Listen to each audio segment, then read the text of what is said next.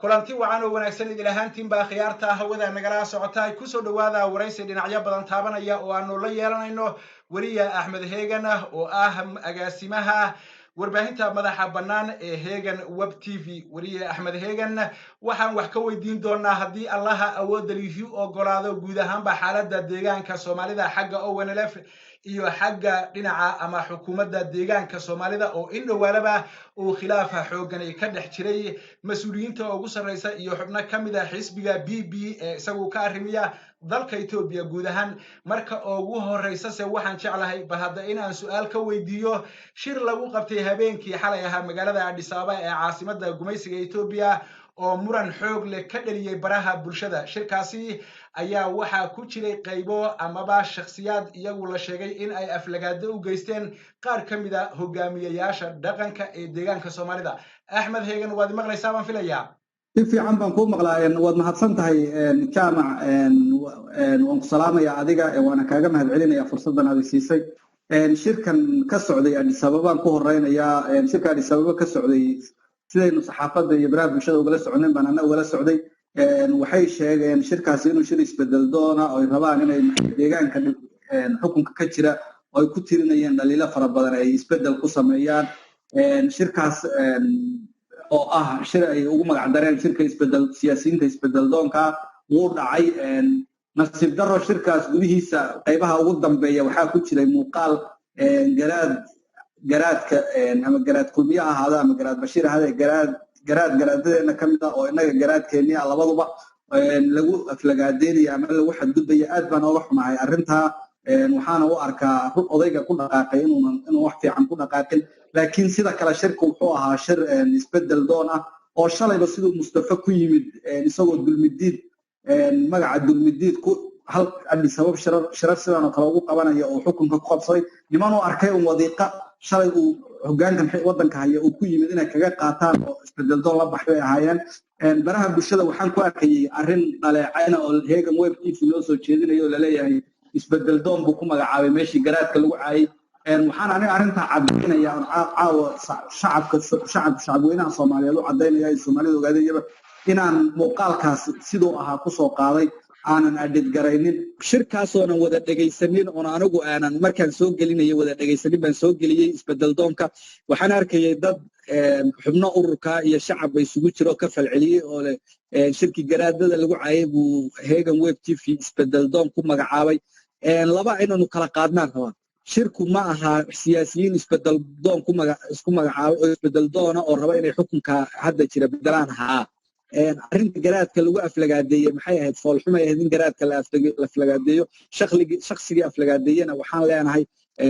raaligelin ka bixiya waxaan geyin ummadda Soomaaliyeed iyo garaadadooda ku kacay. anigu ciwaanka aan soo qaatay saas oo ahaa waxa xubno ururka oo sheeganaya aqoon-yahano ama kaadir muddo badan soo shaqeeyay inay ay magac isbedel doon ah oo meel ku qusanna ay buunbuuniyaan xubin kaadir oo ayaga ay isku fikir yihiin ama isku aragti yihiin oo shirkii ka dhacay halkaas ku sheegay shir beel reer hebel la dhaho ay qabsadeen oo dad ku aflagaadeen ayna ka danqanin ay magac isbedel doon ka danqadaan. waxaan xusuusin lahaa saaxiibaday nimankan Addis Ababa jooga iyo nimanka xukunka haya iyaga iska keen xigay inagu xisbi oo nala faynuunahay.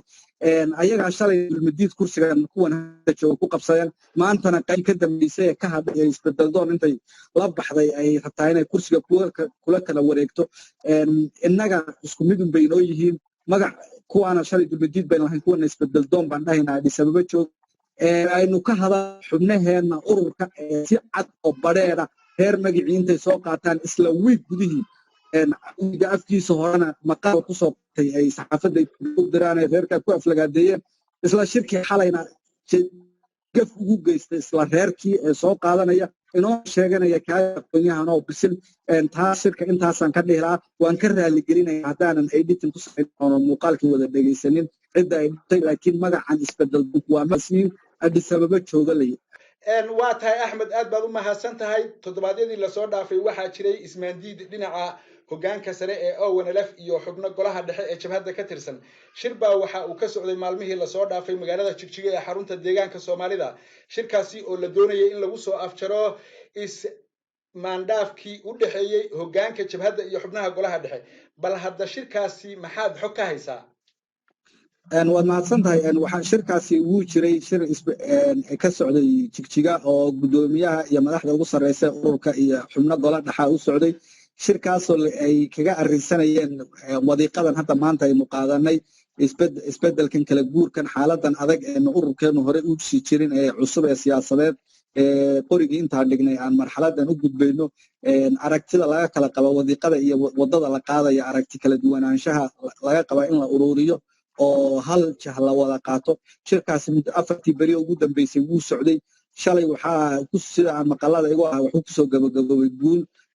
wada fiican iyo afgarad iyo wadiiqadii ay qaadi lahayn baa la iska afkartay waxaana filayaa qaabka iyo jahada la qaadanay iyo qaabkan u wajahayna marxalad in war-saxaafadeed laga soo saari doono xogta aan ka haya shirkaasi waa inuu guul kusoo dhammaaday in wixii kala aragti duwanaanshaha ama nin walba wadada u arkay in la qaado fiican tahay lasoo ururiyey xalla laga gaaray waad mahadsan tahay waan gartay si guud markii aynu ugu soo noqonno xagga deegaanka Soomaalida iyo xukuumadda haatan ka talisa labadii bilood ee la soo dhaafay waxaa jiray iska daba wareeg iyo jaha wareer dhinaca siyaasadda ah Mustafa toddobaad gudihii ayuu 3 goor isaga daba noqday magaalada Addis Ababa bal hadda arrintaasi maxaad kala socotaa see wax u jiraan wararka arrintan ka helayna waxa weeye inuu culays siyaasadeed oo uu jiro ilaa xilligii hogaankii nabadgelyada xilka laga qaaday بروتوكولkii bisla la xiray ilaa hadda inuu isbedel siyaasadeed oo xagga kore ee federaalka iyo deegaankeena hogaanka haya uu jiro ayna ku kala aragti duwan yihiin xisbiga talada haya iyo siyaasiyiinta Soomaaliyeed ee xisbiga ku jira isbedel hogaan isbedel u dhaco waxaad ogeyd inay warar saxaafadda la wadaagayeen xildhibaano ka mid ah xildhibaanada deegaanka oo leh xildhibaanadii baa la afduubay xukuumadda waa afduuban yihiin arrintaasi way soo taraysaa waxaad moodaa culays siyaasadeed oo laga yaabo inuu isbedel noocu dooni ha ahaadee keeno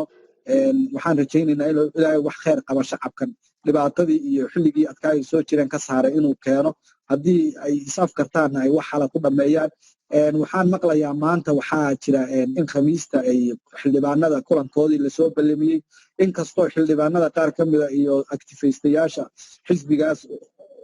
arrimihiisa ka hadla ay leeyihiin weli xisbi baarlamaanku wuu afduuban yahay oo kulanka khamiista lasoo dhajiyey madaxtooyada lagu qabanayaa hool ku yaala inahan kala socda waa inahaas laakiin waxaa cad inuu culays siyaasadeed oo isbedel lugta ku hayo oo moodo inuu jiro oo kala aragti duwanaansho xisbiga dhexdiisa iyo federaalkaba ah Axmed Heeganow waad la socotaa amaba si dhow baad uga warhaysaa guud ahaan xaaladda deegaanka Soomaalida geedi socodkeeda siyaasadeed iyo isbedelada socda xilligii hore ee Cabdi Ilay iyo xilliga maanta lagu jiro marka aad fiiriso wasiiradii dawladda deegaanka Soomaalida oo telefishinkii deegaanka saf ugu jira oo mid waliba maalin uu soo fadhiisanayo oo waraysi dhinacyo badan oo ammaan iyo horumar iyo barwaaqo ka sheekeynayo uu bixiyo ma la dhihi karaa jigjiga waxaa ka taagan sakraatul kursigii waad mahadsan tahay maalmahanba sakraatul kursigaas wuu jiray waa caddayn markaad fiiriso marxaladihii lasoo mari jiray iyo calaamadahay lahaayeen iyo calaamadahan muuqda inuu jiro sakraatul kursi wax la dhaho oo ay madaxweynaha iyo nidaamkan xukunka jira lagu amray wasiir kasta inuu kursigiisa iyo nidaamkiisa iyo systemkiisa difaacdo uu sakaraadku marayso ama aad naftu intii hore aad leedahay inaad toobad keento laakiin xilliga aan toobada la aqbalin baa jirta hadda sakaraatul kursigan iyo arrintan laga hadlayo waxaan maalinkii awoodda lalahay shacabku jeclaayeen bay u baahnayd laakiin hadda isbedel ma keenaysaan isla anigu laakiin marxaladaas way jirtaa culayskaas sakaraatul kursiga wuu jira waxaana rajaynayaa in ay tahay uun waqtiyadii ugu dambeeyey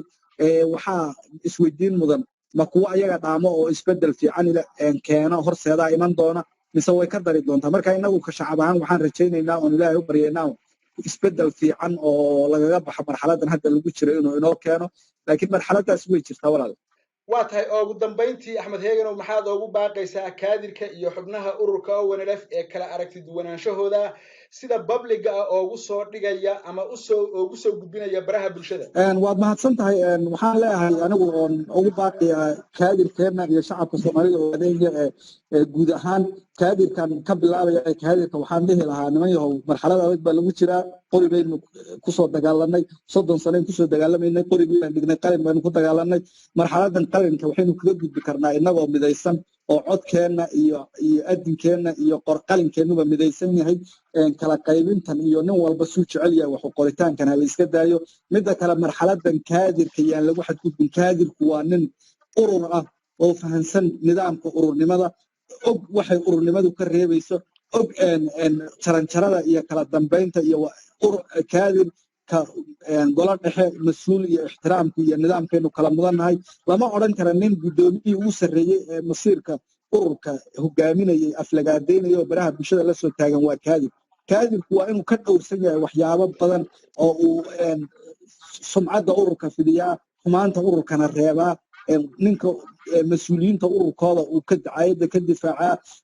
samahoodana uu sheegaa laakiin lama odhan karo ku isaga dacayadii u horseedaya shacabka xub mas'uuliyiinta ururka ugu samaysay oo gudoomiye ugu sarreeyo golo dhexana ugu hooseeyo kaadir marka bal aynu tartiibsanna intii la kala baxayo kaadir quman iyo dad aan la janqaadi karin ururnimada loo kala baxayo marxaladan oo kale way dhacdaa aynu shacabkeena u turnaan dhihi lahaa shacabkana waxaan dhihi lahaa waad ogtihiin shacab kii shalay dhiga idiin soo daadiyey idiin soo dagaalamay waxa ugu qaalisan oo nafa idiin hurayba maantana qalinkii iyo cadaaladda idinku hagi kareen intaad dantiina garataan ururkiina oo xisbi hadda maanta isugu diga rabtay taageera wixii kale ee warxumo kashiilana ka fogaada baan dhihi lahaa waad mahadsantahay